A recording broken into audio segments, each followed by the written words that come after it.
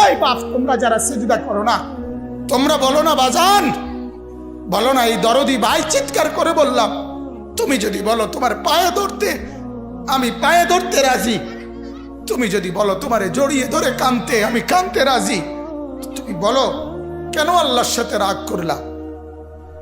কেন আল্লাহর সাথে রাগ করলা? কেন আল্লাহর সাথে নারাজ হইলা? কেন সেজদা কপালে জুটলো না?